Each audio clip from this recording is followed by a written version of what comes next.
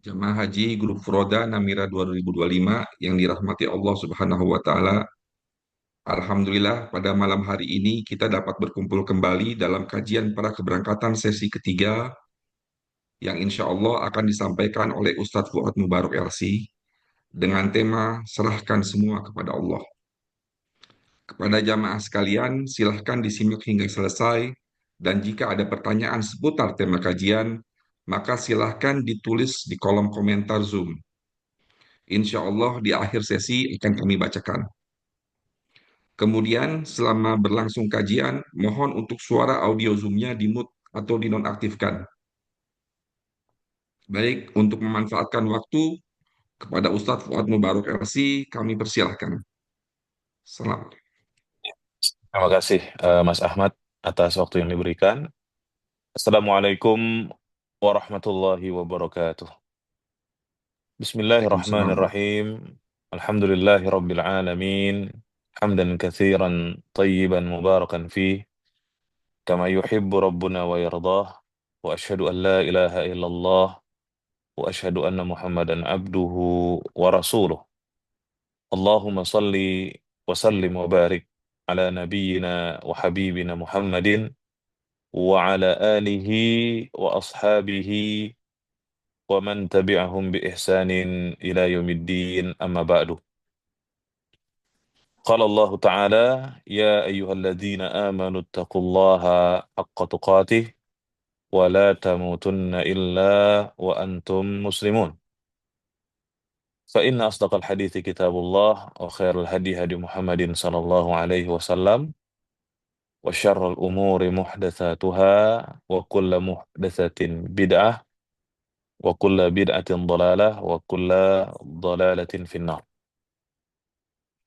Bapak dan Ibu serta seluruh jamaah Haji Furoda Namira Travel yang semoga senantiasa dirahmati oleh Allah Azza wa Jalla. Alhamdulillah tidak ada hentinya kita panjatkan puji dan syukur kita kepada Allah Azza wa Jalla atas segala limpahan karunia dan kenikmatan yang Allah Subhanahu wa taala senantiasa memberikannya kepada kita. Kenikmatan-kenikmatan Allah itu sangatlah banyak sekali Bapak Ibu. Ada nikmat iman, ada nikmat Islam, ada nikmat sunnah, menjalankan agama dengan mengikuti bimbingan Rasulullah sallallahu alaihi wasallam.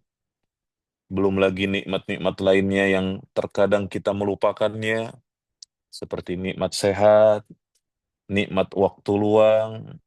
Di malam ini Allah berikan kesempatan kepada kita untuk berjumpa kembali secara online dalam melanjutkan serial kajian pra keberangkatan Haji Furoda tahun 2025 ini insya Allah. Kemudian salawat dan salam semoga senantiasa tercurahkan kepada Nabi Muhammad SAW dan juga kepada seluruh keluarganya yang beriman, serta para sahabatnya tanpa terkecuali, dan orang-orang yang senantiasa mengikuti petunjuk beliau sampai hari kiamat nanti. Bapak dan Ibu jamaah Haji Furoda yang semoga senantiasa dirahmati oleh Allah Azza wa Jal, Allah Subhanahu wa Ta'ala sebagai Tuhan yang telah menciptakan kita, maka Allah jugalah yang memberikan berbagai macam kenikmatannya kepada kita. Allah jugalah yang mengatur hidup kita, mulai dari sejak kita dikandung dalam perut ibu kita, sampai kemudian nanti diwafatkan oleh Allah Subhanahu wa Ta'ala. Dan tentunya kita sebagai seorang hamba, kita sebagai seorang manusia, dalam kehidupan ini banyak sekali urusan-urusan yang kita hadapi. Banyak sekali ya keperluan-keperluan yang kita miliki. Dan tentunya sebagai seorang hamba yang beriman, kita diperintahkan untuk senantiasa menyerahkan urusan kita hanya kepada Allah Azza wa Jalla. Kita diperintahkan untuk yakin serta bertawakal kepada Allah Subhanahu wa taala dengan sebenar-benarnya tawakal. Oleh karena itu, Bapak dan Ibu yang dirahmati oleh Allah Subhanahu wa taala, lihatlah bagaimana kuatnya tawakal orang-orang yang beriman di masa lalu dari kalangan para sahabat radhiyallahu anhum ajma'in. Ketika mereka menghadapi situasi yang sulit, maka mereka yakin dan bertawakal kepada Allah Azza wa Jalla. Di antaranya Allah Subhanahu wa taala berfirman di surat Al-Ahzab ayat 22. Allah mengatakan, "Walamma ra'al mu'minuna al-ahzaba qalu hadza ma wa'adana Allah wa rasuluh wa sadaqallahu wa rasuluh wa ma zadahum illa imanan wa taslima." Ketika orang-orang yang beriman itu mereka melihat Al-Ahzab, persekutuan orang-orang kafir dari kalangan Yahudi dan kaum musyrikin yang mereka bersekutu dalam rangka untuk menyerang kaum muslimin di kota Madinah. Mereka saling tolong-menolong, mereka saling membantu, saling mensupport untuk menyerang dan tentunya untuk membinasakan kaum muslimin. Itu niat dan tujuan persekutuan mereka. Akan tetapi, ketika orang-orang yang beriman ini dari kalangan para sahabat melihat kondisi yang seperti itu, mereka tidak gentar. Ternyata mereka tidak takut menghadapi kesulitan. Mereka tidak khawatir melihat kondisi yang seperti itu. Akan tetapi, mereka malah justru mengatakan, "Hadza ma wa'adana Allah wa rasuluh." Inilah yang telah dijanjikan oleh Allah dan Rasulnya. Wa sadaqallahu wa rasuluh. Dan telah benar Allah dan Rasulnya sallallahu alaihi wasallam. Wa ma zadahum illa imana wa taslima. Dan itu semua tidaklah menambahkan kepada mereka melainkan keimanan dan juga ketundukan. Begitu juga di surat Ali Imran ayat 173-174. Allah Subhanahu wa taala berfirman, alladzina qala lahumun nasu innan nasa qad jama'u lakum fakhshawhum fazadahum imana wa qalu hasbunallah wa ni'mal wakil. Alladzina qala lahumun nas, yaitu orang-orang yang manusia berkata kepada mereka, sesungguhnya manusia telah bersatu untuk menyerang kalian. Fakhshawhum, maka takutlah kepada pasukan itu. Kalian ini orang-orang yang beriman akan diserang. Manusia itu sudah bersatu padu, mereka bekerja sama, mereka bersekutu untuk menyerang kalian. Orang-orang Yahudi, orang-orang musyrikin Mekah, mereka bekerja sama, mereka bersekutu dalam rangka untuk menyerang kalian, wahai kaum muslimin, wahai orang-orang yang beriman. Fakhshawhum, takutlah kalian kepada mereka.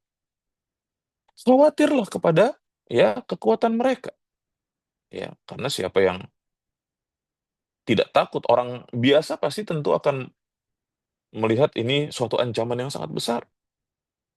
Ketika orang-orang Yahudi yang tinggal di daerah Yathrib ini atau di daerah Madinah ini, mereka ya menggalang kekuatan dengan bersekutu ya bersama orang-orang musyrikin Quraisy untuk menyerang kaum muslimin. Maka tentu yang seperti itu mengkhawatirkan, mencekam, menakutkan. Akan tetapi orang-orang yang beriman, subhanallah, lihatlah keimanan mereka. Di saat kondisi yang mengkhawatirkan seperti itu, di saat kondisi yang menakutkan seperti itu, mereka melihat janji Allah Subhanahu wa taala. Mereka membenarkan apa yang telah disampaikan oleh Allah dan Rasulnya sallallahu alaihi wasallam sehingga fazadahum imana. Itu tidak membuat mereka gentar ternyata, malah justru semakin menambah keimanan mereka. Dan mereka mengatakan hasbunallah wa ni'mal wakil. Cukuplah Allah sebagai penolong kami. Ya, cukuplah Allah Subhanahu wa taala sebagai penolong kita. Fanqalabu bi ni'matin minallahi wa fadlin lam yamsashum su' wattaba'u ridwanallah wallahu dzu fadlin azim. Maka inilah kondisi orang-orang yang beriman ketika mereka menghadapi kondisi kesulitan, mereka tidak melupakan Allah Subhanahu wa taala. Selain itu mereka juga ketika senang selalu mengingat Allah Subhanahu wa taala. Dan Rasulullah sallallahu alaihi wasallam telah bersabda dalam sebuah hadis, "Ta'arraf ila Allah fir rakha'i ya'rifka fi syiddah." Kenalilah Allah di saat kamu lapang, maka niscaya Allah akan mengenali kamu di saat kamu sempit. Di antara nama Allah Subhanahu wa taala adalah Al-Hasib. Sebagaimana Allah taala berfirman di surat An-Nisa ayat yang ke-6. Wa kafa billahi hasiba. Dan cukuplah Allah Subhanahu wa taala sebagai pengawas. Ya, atas persaksian itu. Dan Allah Subhanahu wa taala juga berfirman di surat Az-Zumar ayat 36, "Alaihissallahu bikafin abdah." Bukankah Allah cukup untuk melindungi hamba-hambanya? Maka di antara nama Allah adalah Al-Hasib. Maksud daripada nama tersebut, Bapak Ibu yang dirahmati Allah, adalah bahwa Allah itu maha mencukupi hambanya. Allah itu akan mencukupi hamba-hambanya yang kalau mereka mau berserah diri kepada Allah Subhanahu wa taala. Mereka mau menyerahkan urusannya kepada Allah Subhanahu wa taala. Mereka mau bergantung kepada Allah Subhanahu wa taala. Mereka mau bertawakal kepada Allah Subhanahu wa taala. Gitu ya Bapak Ibu. Ini di antara nama Allah Al-Hasib. Bahwasanya Allah Subhanahu wa taala itu maha mencukupi hambanya. Dalam sisi apa ya? Di mana Allah akan mencukupi hambanya? Dari segi apa Allah akan mencukupi hambanya? Kata para ulama, Allah itu akan mencukupi hambanya dari segi dunianya, dari segi agamanya, ya, dan dari seluruh urusannya Allah Subhanahu wa taala akan mencukupkan dia. Subhanallah, ya. Maka Allah yang memudahkan setiap kebutuhan hamba. Allah lah yang menolak segala yang tidak disukai oleh hamba, ya. Begitu juga nama ini Al-Hasib, ya, adalah Allah menjaga setiap apa yang hamba perbuat, ya. Dialah yang memilih manakah amalan yang rusak, manakah amalan yang baik. Maka kemudian Allah akan membalas dengan pahala jika itu adalah amalan kebaikan, dan Allah akan membalas siksa jika itu adalah amalan keburukan. Ya. Sedangkan makna al-kafi di surat Az-Zumar ayat 36 yang tadi kita sebutkan, alaihissallahu bikafin abdah, bukankah Allah Subhanahu wa taala itu cukup untuk melindungi hamba-hambanya. Al-kafi adalah Allah Maha mencukupi seluruh hamba secara umum ataupun secara khusus, ya. Men, mencukupi seluruh makhluk, memberi makan, memberi minum, ya, memudahkan urusan mereka, ya. Allah mencukupi setiap hamba yang kalau mereka mau berserah diri kepada Allah, Mereka menyerahkan urusannya kepada Allah. Mereka bertawakal kepada Allah Subhanahu wa taala. Sehingga kemudian Allah Subhanahu wa taala telah berfirman di surat At-Talaq ayat yang ketiga, "Wa may yatawakkal 'ala Allahi fahuwa hasbuh." Ini yang harus kita ingat Bapak Ibu. Dan barang siapa yang bertawakal kepada Allah, maka niscaya Allah akan mencukupkan. Apanya yang dicukupkan oleh Allah? Keperluan-keperluannya. Hajat-hajatnya akan dicukupkan oleh Allah Subhanahu wa taala. Manakala hamba tersebut dia mau berserah diri kepada Allah Subhanahu wa taala. Dia menyerahkan urusannya kepada Allah. Dia bertawakal kepada Allah Subhanahu wa taala. Maka yang harus kita ingat, apalagi ini sebagai persiapan keberangkatan kita untuk berhaji di tahun ini insya Allah. Tawakal itu sangat penting. Dan tawakal ini Bapak Ibu adalah merupakan sebab dicukupkannya keperluan kita oleh Allah Subhanahu wa taala. Karena tadi Allah Subhanahu wa taala berfirman, "Wa may yatawakkal 'ala Allahi fahuwa hasbuh." Dan barang siapa yang bertawakal kepada Allah, maka niscaya Allah Subhanahu wa taala akan mencukupkan keperluannya. Ya. Tawakal ini ya tentunya Bapak dan Ibu serta jamaah yang dirahmati oleh Allah Subhanahu wa taala sebagaimana disebutkan oleh Imam Ibnul Qayyim, "Wa man ishtaghala billahi 'anil nasi kafahullah." Ya, kafahullahu ma'unatan nas. Wa man ishtaghala bi nafsihi 'anillahi wakalahu Allahu ila nafsi. Wa man ishtaghala bin nasi 'anillahi wakalahu Allahu ilaihim. Barang siapa kata Ibnul Qayyim Al-Jauziyah rahimahullah, barang siapa yang dia menyibukkan dirinya dengan bersandar kepada Allah, dia menyerahkan semua urusannya kepada Allah. Dia bersandar kepada Allah. Dia tidak bersandar kepada makhluk, tapi dia bersandar kepada Allah. Ya, maka Allah pasti akan mencukupkan kebutuhannya. Sedangkan sebaliknya, barang siapa yang menyibukkan dirinya dengan bersandar kepada dirinya sendiri, mengandalkan dirinya sendiri, dia merasa yang paling hebat, dia merasa yang paling kuat, dia merasa yang paling pintar, dia merasa yang paling jago gitu ya. Dia merasa yang paling paham, dia bersandar kepada dirinya sendiri. Dia tidak berserah diri kepada Allah, dia tidak menyerahkan urusannya kepada Allah. Dia tidak bertawakal kepada Allah Subhanahu wa taala, maka Allah akan menjadikan dia bersandar kepada dirinya. Sehingga urusannya itu hanya berdasarkan kemampuan dirinya. Yang mungkin saja ada hal-hal yang memberatkan ketika dirinya tidak mampu, maka itu tidak bisa terselesaikan.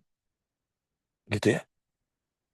Kemudian begitu juga orang yang wa man ishtaghala bin nasi, dan barang siapa yang menyibukkan dirinya dengan bersandar kepada manusia, mengandalkan manusia dan melupakan Allah Subhanahu wa taala. Ya, hanya mengharapkan pertolongan dari manusia, tidak bersandar kepada Allah, tidak bertawakal kepada Allah Subhanahu wa taala, tidak menggantungkan urusannya kepada Allah, tapi dia menggantungkan urusannya kepada manusia. Ya, maka Allah pun akan membuat ia menggantungkan urusannya kepada manusia tanpa ada pertolongan dari Allah Subhanahu wa taala. Ya. Dan ini sesuai dengan hadis Nabi sallallahu alaihi wasallam yang diriwayatkan oleh Imam At-Tirmidzi. Kata Rasulullah sallallahu alaihi wasallam, "Man iltamasa ridallah bi sakhatin nasi kafahu Allahu mu'natan nasi, wa man iltamasa ridan nasi bi sakhatillahi wakalahu Allahu ilan nas." Barang siapa yang mencari ridha Allah, man iltamasa ridallah. Barang siapa yang dia mencari ridha Allah Subhanahu wa taala saat manusia tidak suka, tapi yang dia cari adalah ridha Allah. Dia nggak peduli apa kata orang. Dia nggak peduli apa apa pandangan manusia. ya, meskipun dia tidak disukai oleh banyak orang, tetapi tujuan dia adalah mencari ridha Allah Subhanahu wa taala. Maka Allah Subhanahu wa taala akan cukupkan dia dari beban manusia. Akan tetapi barang siapa yang dia mencari ridha manusia, manil tamasa ridha nas, ya.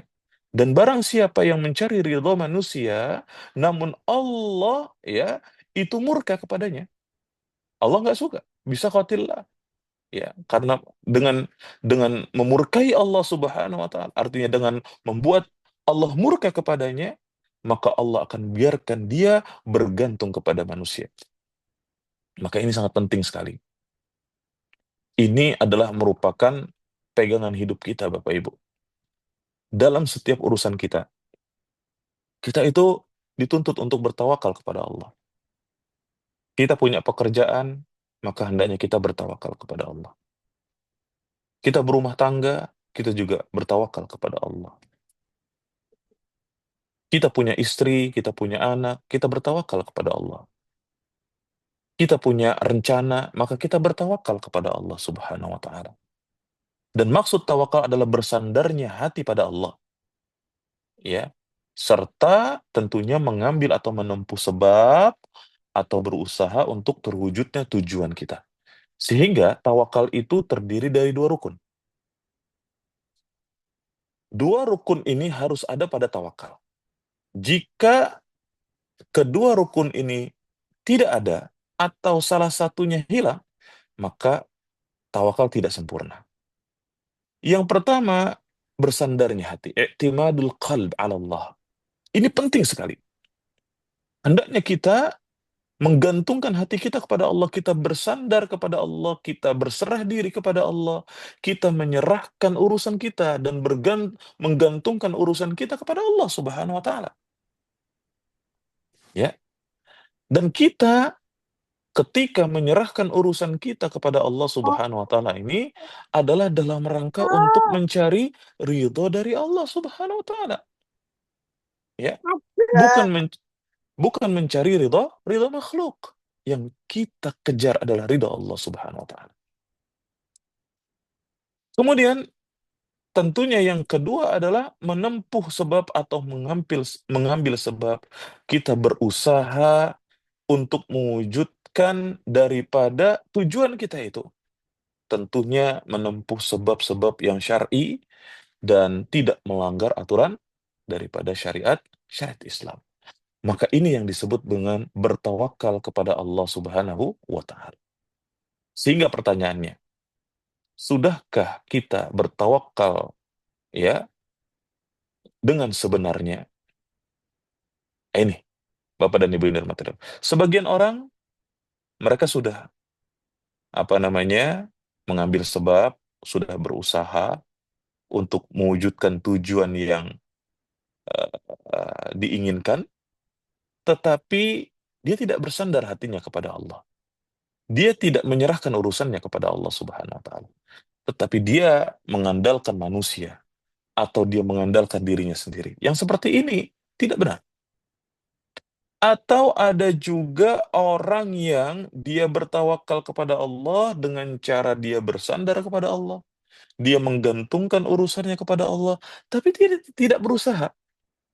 Dia tidak mengambil sebab, dia tidak menempuh sebab yang syar'i, ya, tidak berusaha dengan cara-cara yang benar, sehingga akhirnya, ya, dia tidak bisa mewujudkan daripada tujuannya. Maka sebagian orang itu menganggap bahwa tawakal adalah sikap pasrah, ya, tanpa melakukan usaha sama sekali. Seperti misalnya ada seorang pelajar yang misalnya besok dia mau ujian gitu ya. Malam harinya, ya, dia tidak belajar atau sebelumnya sebelum ujian itu dia tidak belajar. Sibuk main game, sibuk main, sibuk watching, nonton-nonton gitu ya Bapak Ibu ya. Atau melakukan hal-hal yang tidak bermanfaat. Ya, kemudian dia berkata, pelajar ini saya pasrah aja, paling besok ada keajaiban. Gimana? Yang seperti ini, yang semacam ini, ya, tidak disebut dengan bertawakal, ya. Jadi tawakal itu bukan hanya pasrah. Betul, kita harus menyerahkan urusan kita kepada Allah, tapi dengan berusaha, ya. Menempuh sebab, mengambil sebab-sebab yang syar'i dan juga menempuh atau mengambil sebab-sebab yang tidak melanggar syariat. Di antaranya adalah kita berdoa kepada Allah Subhanahu wa taala.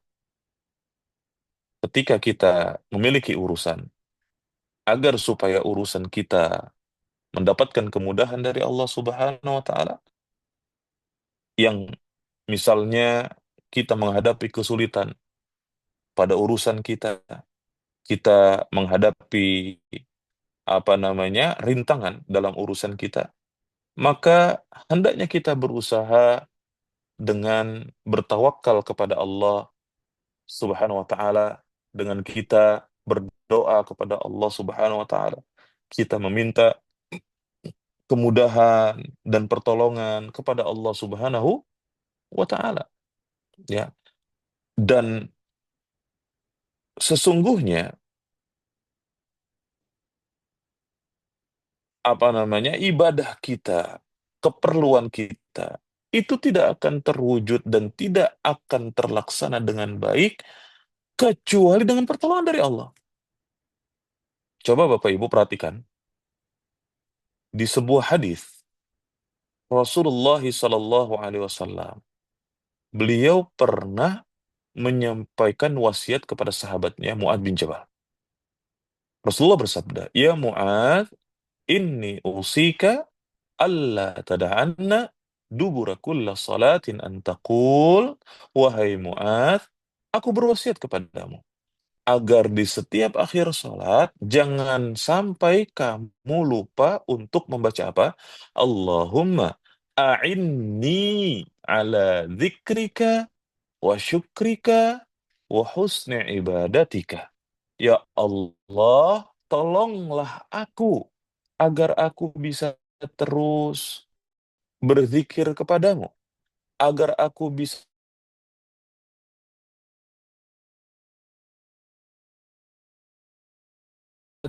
terus beribadah dengan baik kepadamu.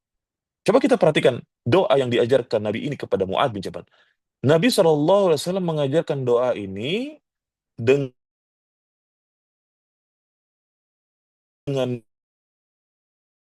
bunyi. Artinya, Nabi SAW meminta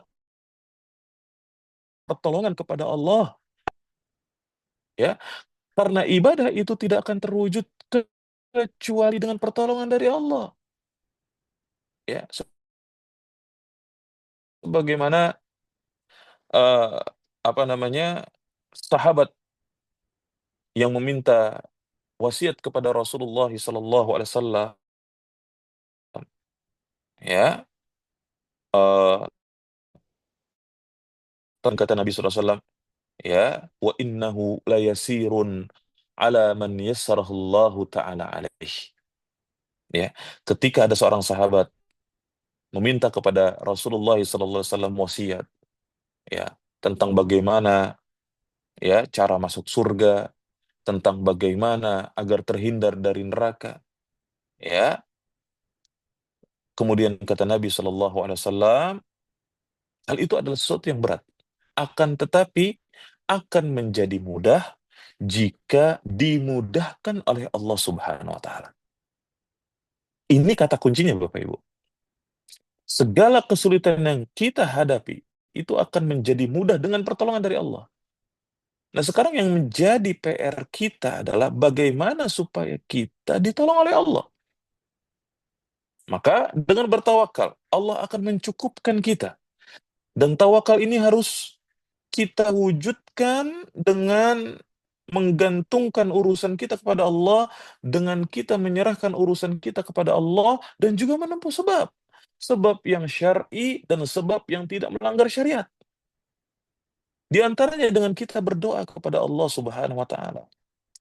Lihatlah apa yang Rasulullah Shallallahu alaihi wasallam, ya, sampaikan di dalam hadis ketika menceritakan tentang beratnya ujian para nabi dan rasul beratnya eh, apa namanya eh, rintangan yang dihadapi oleh para rasul, di antaranya ujian yang dihadapi oleh Nabi Ibrahim alaihissalam, disebutkan di dalam hadis yang diriwayatkan oleh Imam Al-Bukhari, kana akhiru kana akhir qauli Ibrahim sallallahu alaihi wasallam hina ulqiya fin nari, ucapan terakhirnya Nabi Ibrahim, ya, ketika dilemparkan oleh kaumnya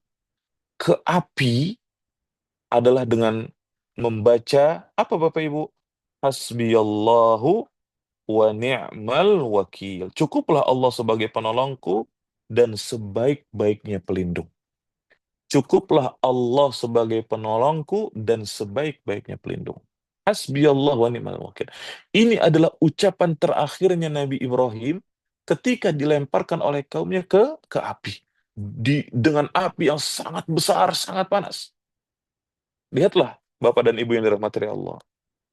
Bagaimana tawakalnya para nabi dan rasul kepada Allah Subhanahu wa taala. Ya, ini menunjukkan tentang keutamaan tawakal kepada Allah, terutama ketika dalam keadaan yang kritis, dalam keadaan yang sangat mendesak, sangat susah.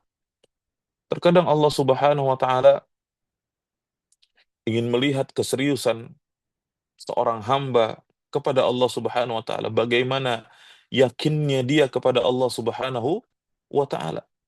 Ketika dia merasa sudah tidak ada lagi penolong kecuali Allah Subhanahu wa taala, yang membuat dia menyerahkan dan menggantungkan urusannya kepada Allah Subhanahu wa taala.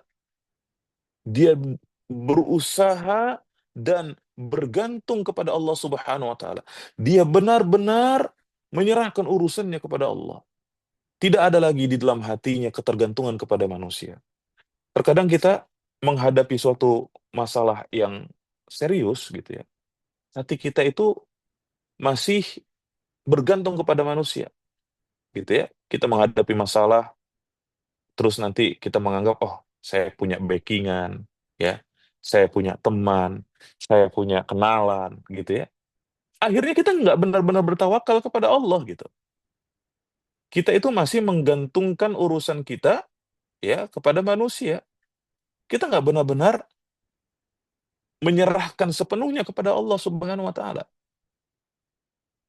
Maka terkadang akhirnya urusan kita nggak kelar.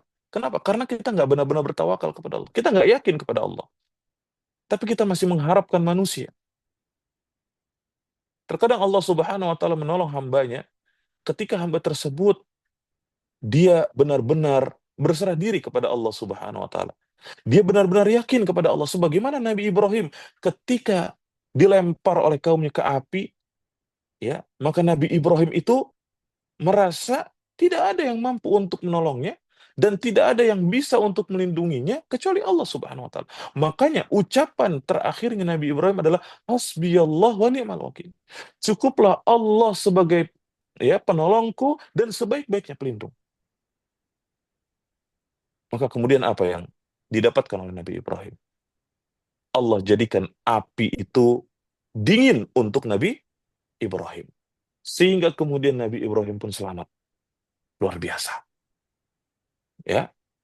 Dan kemudian Bapak dan Ibu yang dirahmati oleh Allah Subhanahu wa taala, ketika kita dalam keadaan yang benar-benar sempit, di masa-masa yang kritis, hendaknya kita membaca bacaan ini sebagaimana yang dibaca oleh Nabi Ibrahim alaihissalam, yaitu dengan membaca hasbunallah wa ni'mal wakil. Cukuplah Allah taala sebagai penolong kita dan sebaik-baiknya pelindung, ya. Dan kita pun menyerahkan urusan kita kepada Allah Subhanahu wa taala. Kita pun benar-benar yakin kepada Allah Subhanahu wa taala. Maka bacaan ini sangat luar biasa. Inilah yang dibaca oleh Nabi Ibrahim. Ini juga yang dibaca oleh Nabi kita Muhammad sallallahu alaihi wasallam. Ya, dan hendaknya kita mengikuti orang-orang soleh sebelum kita. Kita mengikuti jejaknya para nabi dan orang-orang yang mendekatkan diri kepada Allah Subhanahu wa taala. Lihatlah bagaimana tingginya rasa percaya mereka kepada Allah Subhanahu wa taala. Bagaimana besarnya tawakal mereka kepada Allah Subhanahu wa taala. Dan kuatnya keyakinan mereka kepada Allah Subhanahu wa taala. Apa sih yakin itu Bapak dan Ibu yang dirahmati Allah? Ya, disebutkan al-yaqin huwa quwwatul iman was sabat. Yakin itu adalah iman yang kuat dan keteguhan yang kuat. Hatta ka'annal insan yara bi'ainihi ma akhbar Allah bihi wa rasulah min syiddati yaqini. Sampai seakan-akan seorang itu dia melihat apa yang dijanjikan oleh Allah Subhanahu wa taala kepadanya. Dia melihat benar-benar dengan mata kepalanya, seakan-akan dia melihat dengan mata kepalanya tentang apa yang telah dijanjikan oleh Allah dan Rasulnya Shallallahu Alaihi Wasallam. Karena saking yakinnya, kuat imannya dan kuat kepercayaannya, kuat keteguhannya kepada Allah Subhanahu wa Ta'ala. Maka ini yang disebut dengan al-yaqin. Sehingga tawakal ini adalah merupakan buah daripada keyakinan seorang hamba kepada Allah Subhanahu wa Ta'ala. Buahnya adalah tawakal kepada Allah Subhanahu wa Ta'ala. Lihatlah apa yang Rasulullah Sallallahu Alaihi Wasallam sabdakan di dalam hadis. Kata Rasulullah Sallallahu Alaihi Wasallam, ya, "Lau annakum tatawakkaluna 'ala Allahi haqqa tawakkulih, la razaqakum kama yarzuqut tayr, taghdu khimasa wa taruhu bitana."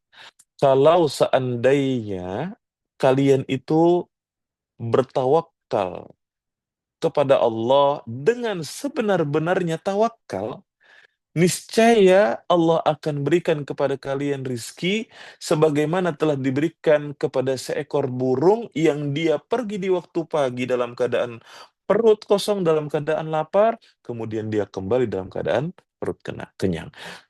Lihatlah bagaimana Allah Subhanahu wa taala memberikan dan memenuhi keperluan burung ini yang bertawakal kepada Allah Subhanahu wa taala. Kalau seekor burung yang bertawakal kepada Allah, keperluannya ini dipenuhi oleh Allah Subhanahu wa taala, apalagi kita sebagai manusia yang diberi akal untuk berpikir, dikasih ya utusan, dikirimkan utusan kepada kita, ya, kemudian diturunkan Al-Qur'an kepada kita sebagai petunjuk. Maka seharusnya kita benar-benar bertawakal kepada Allah. Kita menyerahkan urusan kita kepada Allah. Adapun kemudian setelah kita bertawakal kepada Allah, ternyata apa yang kita inginkan itu tidak terwujud. Maka itulah pilihan terbaik yang Allah tetapkan buat kita. Karena terkadang apa yang baik menurut kita ternyata buruk menurut Allah Subhanahu wa taala. Dan ternyata apa yang terkadang ya buruk menurut kita ternyata baik menurut Allah Subhanahu wa taala. Jadi jamaah yang dirahmati Allah, apapun kondisi yang kita hadapi, maka hendaknya kita tetap yakin kepada Allah Subhanahu wa taala. Dan kita pun berusaha untuk menerima apa yang telah Allah Subhanahu wa taala tetapkan kepada kita. Ya, apa yang telah Allah Subhanahu wa taala takdirkan kepada kita. Dan orang yang bertawakal kepada Allah Subhanahu wa taala, sesungguhnya dia adalah orang yang beriman. Karena sebenar-benarnya orang yang beriman itu mereka hanya bertawakal kepada Allah Subhanahu wa taala. Mereka menyerahkan urusannya kepada Allah Subhanahu wa taala. Jadi Bapak dan Ibu jamaah sekalian yang dirahmati oleh Allah Subhanahu wa taala, tentunya ya eh, kita dalam hidup ini pasti banyak sekali urusan yang dihadapi gitu ya, Bapak dan Ibu yang dirahmati Allah. Tapi kita harus ingat bahwa tawakal ini sangat penting ya. Dan tawakal itu bukan hanya dalam urusan dunia ya. Bukan hanya dalam urusan pekerjaan kita, bukan hanya dalam urusan rumah tangga kita, bukan hanya dalam urusan bisnis kita, tetapi tawakal kepada Allah Subhanahu wa taala ya juga dalam urusan akhirat, untuk meraih apa yang Allah ridhoi, untuk meraih apa yang Allah Subhanahu wa taala cintai, maka hendaknya seseorang itu terus bertawakal kepada Allah Subhanahu wa taala agar bagaimana bisa teguh dalam keimanan, agar bisa teguh dalam beribadah kepada Allah Subhanahu wa taala, dan kemudian ya tidak berputus asa ya dalam hidup, tidak sedih berkelanjutan ya, tidak kemudian kecewa kepada Allah Subhanahu wa taala ya. Karena kondisi manusia tentunya ya berbeda-beda. Ada di antara mereka yang dimudahkan urusannya oleh Allah Subhanahu wa taala. Ada di antara mereka yang memang urusannya dipersulit oleh Allah Subhanahu wa taala. Tapi Allah ingin melihat bagaimana mereka bertawakal kepada Allah Subhanahu wa taala. Yang kalau ternyata urusannya ini menjadi sulit atau tidak bisa terlaksana, maka ini adalah ujian kesabaran buat mereka. Sehingga kemudian ya mereka mendapatkan pahala dengan kesabaran yang mereka miliki. Dan ujian dari Allah itu adalah tanda cinta buat hamba-hamba yang beriman. Sebagaimana Rasulullah SAW bersabda, "Innallaha idza ahabba qauman ibtalahum."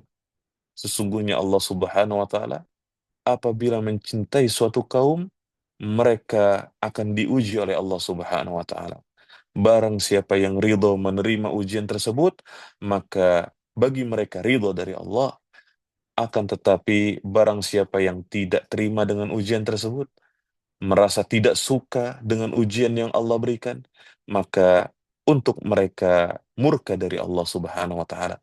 Begitu begitu juga dengan eh, hadis yang lain, Rasulullah SAW bersabda, "Man yuridillahu bihi khairan yusib minhu." Barang siapa yang diinginkan kebaikan oleh Allah untuk dia, maka Allah akan berikan ujian buat dia. Gitu ya. Jadi orang yang beriman itu pasti diuji. Jangan menyangka bahwa dengan beriman itu kita akan lepas dari ujian. Jangan kita menyangka seperti itu.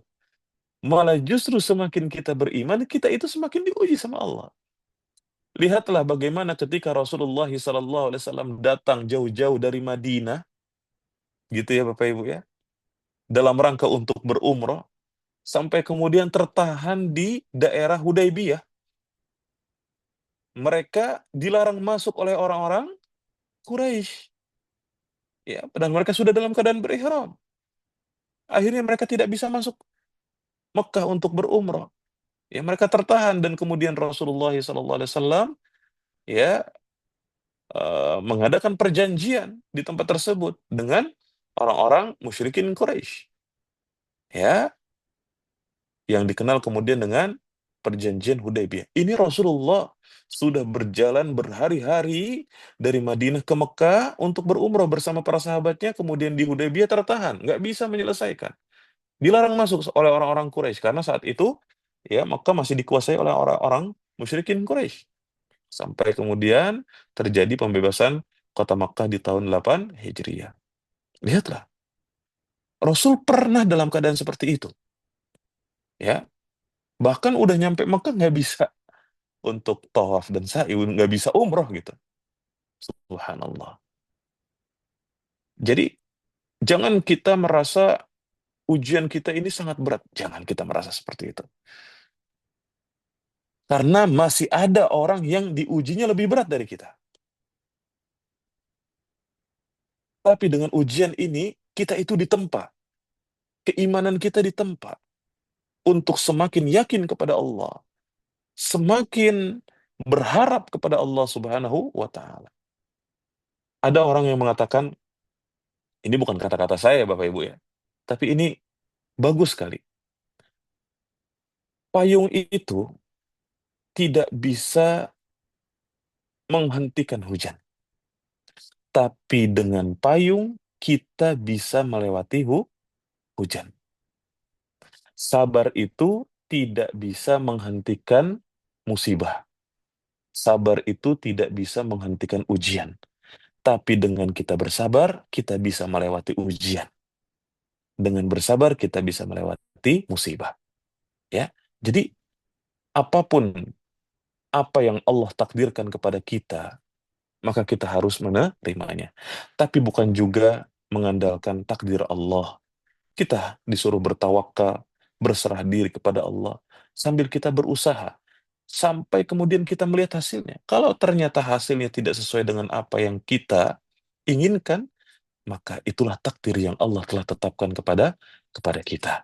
Dan ini pentingnya kita beriman kepada takdir Allah Subhanahu wa taala, entah itu takdir yang baik menurut kita atau takdir yang buruk menurut kita, ya. Dan semua takdir Allah adalah baik buat kita. Mau yang menurut kita baik ataupun takdir yang menurut kita buruk. Maka Bapak dan Ibu yang dalam materi Allah Subhanahu wa taala, teruslah berusaha pada setiap urusan kita dan terus kita berdoa kepada Allah Subhanahu wa taala agar urusan kita dimudahkan olehnya dan kemudian kita serahkan sudah kepada Allah Subhanahu wa taala. Kalau Allah menghendaki, pasti akan terjadi. Tapi kalau Allah tidak menghendaki, maka itu tidak akan terjadi. Ya, sekuat apapun kita sudah berusaha, sekuat apapun kita sudah mengupayakan apa yang kita harapkan, tapi kalau Allah tidak menghendaki, maka itu tidak akan terjadi. Sehingga inilah pentingnya kita yakin kepada Allah Subhanahu wa taala. Nah, mungkin ini kajian yang dapat kita sampaikan di malam ini. Mudah-mudahan kajian yang singkat ini bermanfaat buat kita semua Bapak Ibu dan semakin menambah wawasan keilmuan kita, ya, dan semakin kita cinta kepada Allah, semakin yakin kepada Allah Subhanahu wa taala dan berharap hanya kepada Allah Subhanahu wa taala. Wallahu a'lam bishawab. Kurang lebihnya inilah materi yang dapat saya sampaikan. Kemudian waktu saya kembalikan kepada Mas Ahmad. Barakallahu fikum. Jazakallah khairan Ustaz Fuad Mubarak atas ilmu yang telah disampaikan. Semoga bermanfaat untuk kita semua. Saat ini masih menunggu dan berharap keluarnya visa Furoda agar bisa berangkat haji Furoda di tahun ini. Ustadz, ini ada beberapa pertanyaan yang udah masuk, tapi ada yang di luar tema, saya bacakan ya. Silakan. Yang pertama, Assalamualaikum, izin bertanya Ustadz, di luar kajian, apa benar saat berihram, aurat wanita seperti rambut tidak boleh terlihat oleh wanita lain? Sekian, Ustadz. Nah, Waalaikumsalam warahmatullahi wabarakatuh. Eh, dalam keadaan seseorang sedang berihram, di sana ada larangan-larangan yang mesti dijauhi. Ya. Yang pada asalnya larangan-larangan itu boleh di luar ihram, seperti eh, memakai wewangian atau mencukur rambut, mencabut bulu, dan yang lain semacamnya. Dan larangan-larangan ini telah tetap berdasarkan dalil yang ditunjukkan di dalam hadis-hadis Rasulullah Sallallahu Alaihi Wasallam. Sehingga itu menjadi batasannya dengan kita kembali melihat kepada petunjuk Rasulullah Sallallahu Alaihi Wasallam. Adapun tentang seorang wanita yang apa namanya, misalnya membuka jilbab sehingga terlihat rambutnya oleh wanita yang lain, maka ini tidak termasuk ke dalam larangan tersebut. Yang menjadi larangan khusus buat wanita, kata Rasulullah SAW, wala tantaqibul mar'ah, wala talbasul quffazain. Wanita yang sedang berihram itu dia tidak boleh mengenakan cadar, ya, penutup wajah, dan juga memakai sarung tangan.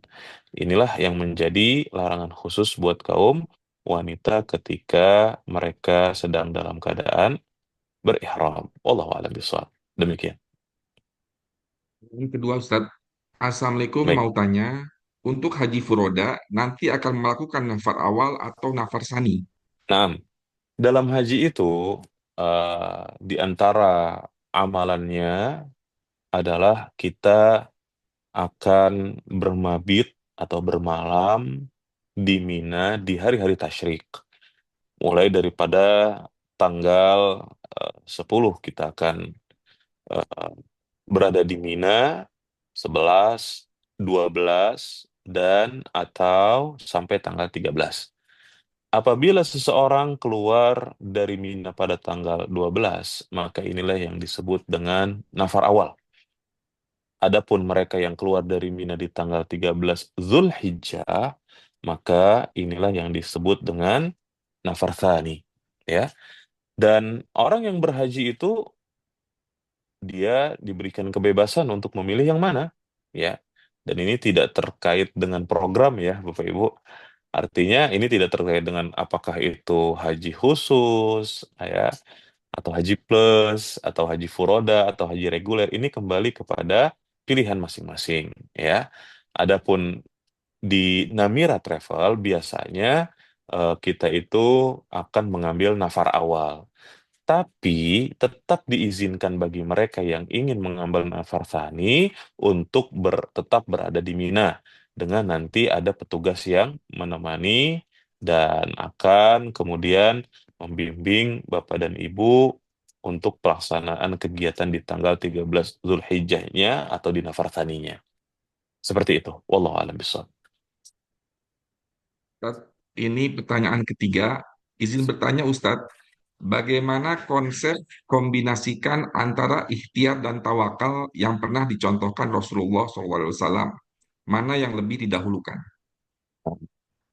Eh, yang jelas, konsep tawakal dan ikhtiar ini menggabungkan tadi dua perkara atau dua rukunnya ya. Yang pertama ada usahanya, ya, ada ikhtiarnya, dan tentunya berusaha ini ya dengan mengambil sebab yang syar'i seperti tadi kita berdoa kepada Allah, ya, atau kemudian kita mengusahakan, kita mengupayakan apa yang menjadi tujuan kita, gitu ya.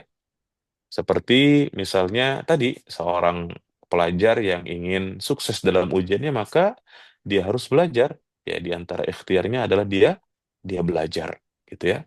Sambil kemudian dia juga berdoa kepada Allah Subhanahu wa taala. Jadi eh,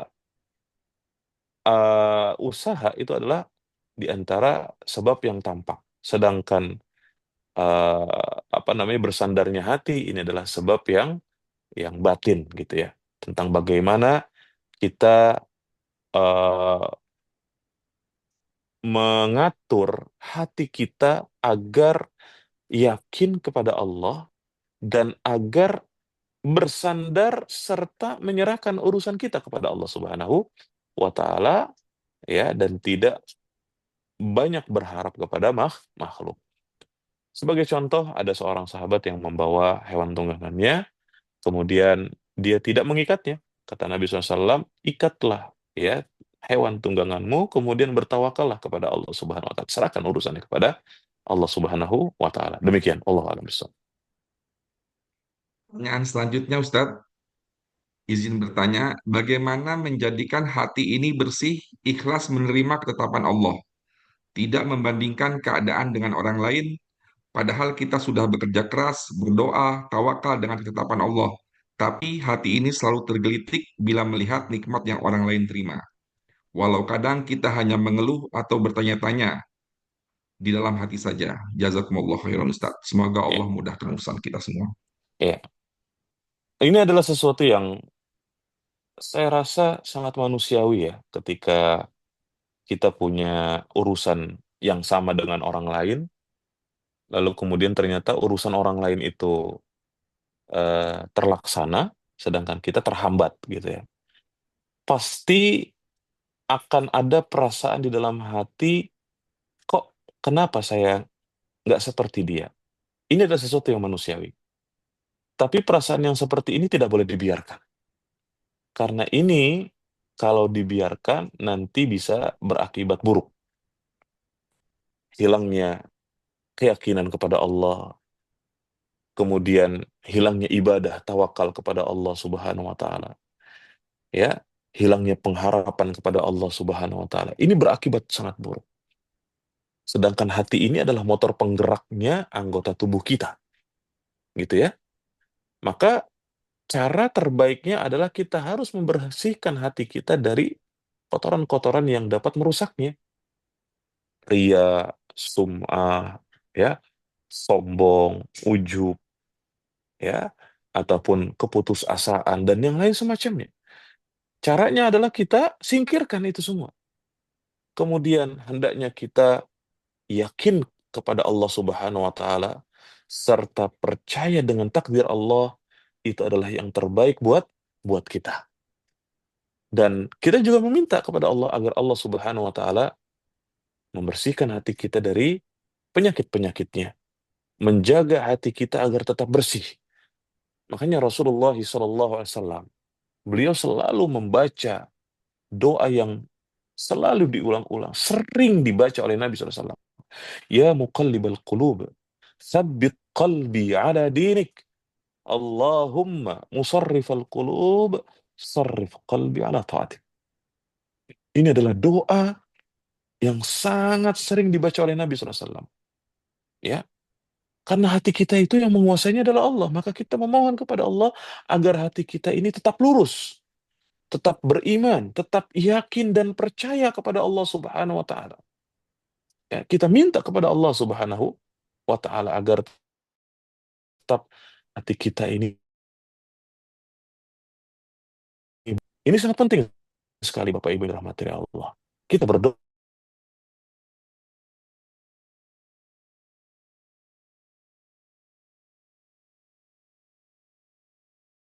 ya, bukanlah hatiku ya Allah ya Rabbal Alamin.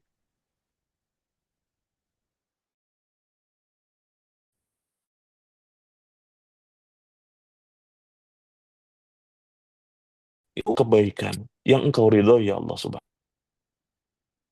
wa taala. Itu yang kita mintakan kepada Allah Subhanahu wa taala, ya. Dan sekali lagi yang harus kita ingat, hati ini adalah motor penggeraknya anggota tubuh kita. Ya, maka kita harus bersihkan, kita harus hilangkan. Jika ada perasaan kita ngelihat orang lain berhasil, kita gagal, yang kemudian membuat kita sedih. Dari kesedihan ini akhirnya kemudian kita tidak terima takdir, kita harus singkirkan ini. Kita harus lawan perasaan-perasaan itu. Ya, kita harus lawan, kita harus singkirkan, dan kemudian kita berdoa kepada Allah Subhanahu wa taala. Ini diantaranya. Kemudian kita banyak berzikir agar supaya hati kita tenang. Ala bidzikrillahi tatmainnul qulub. Alhamdulillahnya kita tuh diajarin oleh Rasulullah SAW kiat-kiat supaya kita bisa menenangkan hati kita. Baca Quran, zikir di waktu pagi, zikir di waktu petang, ya. Ini harus kita jaga, harus kita kerjakan terus gitu ya. Nah, ini Bapak Ibu yang dirahmati oleh Allah Subhanahu wa taala. Maka insya Allah dengan kita berusaha untuk menyingkirkan perasaan-perasaan seperti itu, kita support dengan doa yang diajarkan oleh Nabi, kita banyak berzikir, kita duduk di majelis ilmu, mendengarkan tentang agama, itu juga dapat menenangkan hati, ya. Duduk di majelis ilmu, ya, yang diadakan di masjid, disitulah kita akan mendapatkan ketenangan, karena itu adalah merupakan taman di antara taman-taman surga. Maka insya Allah, Allah kuatkan hati kita. Begitu ya, Bapak Ibu yang dirahmati Allah. Wallahu a'lam bishawab. Silakan. Selanjutnya, Ustadz izin bertanya, Kalau baju selama haji sudah dicuci menggunakan sabun biasa yang ada pengharum, apakah harus dicuci ulang menggunakan sabun tanpa pengharum? Karena setelah ihram tidak boleh menggunakan wewangian. Jazakallah khair. Ya, ini sesuatu yang eh, diperselisihkan ya oleh para ulama. Ada yang mengatakan tidak mengapa kalau pakaian yang akan kita pergunakan selama ihram itu dicuci ya, yang ada pengharumnya, asalkan yang dominan itu adalah sabunnya, gitu ya. Dan kita bertujuan bukan untuk menikmati wewangian tersebut. Eh, Walaupun demikian, yang lebih hati-hati adalah sebaiknya kita tidak mencuci pakaian yang akan kita pergunakan selama ihram dengan sesuatu yang mengandung pengharum. Ya, sebaiknya seperti itu. Kalaupun ternyata sudah terlanjur ya insya Allah eh, apa namanya selama beberapa saat wanginya akan hilang, menguap gitu ya, atau kita kibas-kibaskan gitu ya. Kalau mau amannya seperti itu. Atau kalau kita masih ragu, ya kalau bisa memang dicuci ulang itu lebih baik. Sekali lagi ini khilaf, tapi paling tidak kita mengambil pendapat yang lebih hati-hati agar kita keluar dari perselisihan, maka sebaiknya pakaian yang akan kita pergunakan selama di masa ihram kita, sebaiknya itu tidak dicuci dengan menggunakan sesuatu yang mengandung pengharum. Wallahu a'lam bishawab. Demikian. Pertanyaan terakhir Ustadz. Bismillah untuk umroh tamatu bagi ikhwan tahalul yang kita lakukan, apakah dengan menggundul atau hanya memendekkan? Karena Hmm. jarak antara umroh tamatu dengan hajian sekitar 1 minggu. Hmm. Apakah tahalul untuk mengundul itu saat umroh atau hajinya? Jazakallah khairan. Nah, sebenarnya ini juga menjadi pilihan ya. Eh, kita tahalul itu kalau buat laki-laki pilihannya dua. Yang pertama kita boleh memendekkannya. Yang kedua kita menggundul kepala kita sampai pelontos gitu ya. Ya masing-masing memiliki keutamaan tapi berbeda. Yang memendekkan ini didoakan hanya sekali. Adapun yang menggundul sampai pelontos dia didoakan sampai 3 kali oleh Rasulullah Sallallahu Alaihi Wasallam. Jadi itu cara tahalul bagi kaum pria, ya boleh memendekkan atau menggundul sampai pelontos. Kalau seumpamanya umroh tamatu ini sudah sangat terlalu dekat dengan hari-hari haji, maka eh, sebaiknya ya kita pendekkan, ya. Tapi kalau misalnya jarak 1 minggu itu insya Allah rambut sudah tumbuh lagi dan bisa digundul lagi gitu. Artinya kalau kita umroh tamattu kemudian tahalulnya kita botak plontos dan jarak ke hajinya itu 1 minggu, maka insya Allah itu sudah tumbuh lagi dan bisa dibotak lagi nantinya. Tapi kalau seumpamanya pengen dipendekkan saja, itu pun tidak jadi masalah, ya. Jadi ini kembali kepada pilihan, tapi biasanya kita melihat nanti kondisinya di sana seperti apa. Kalau memang sudah terlalu mepet dengan musim hajinya, misalnya sisa beberapa hari, 2 atau 3 hari gitu ya, maka mungkin nanti kita akan pendekkan. Tapi kalau seminggu ini eh, sekalipun dibotak pelontos itu insya Allah akan tumbuh dan bisa dibotak pelontos lagi di waktu haji. Sehingga kemudian kita mendapatkan keutamaan yang paling besar gitu ya di masing-masing amalan tersebut. Wallahu a'lam bishawab. Demikian Mas Ahmad. Alhamdulillah, demikian agenda kajian keberangkatan sesi 3 kali ini. Jazakumullah khairan kepada Ustadz Fuad Mubarak LC dan juga Jazakumullah kepada khair. para jamaah sekalian yang sudah menyimak hingga akhir acara. Mari kita tutup dengan doa kafaratul majlis. Subhanakallahumma wa bihamdika asyhadu an la ilaha anta astaghfiruka wa atubu ilaik. Wassalamualaikum warahmatullahi wabarakatuh. Waalaikumsalam warahmatullahi wabarakatuh. Barakallahu fikum. Waalaikumsalam.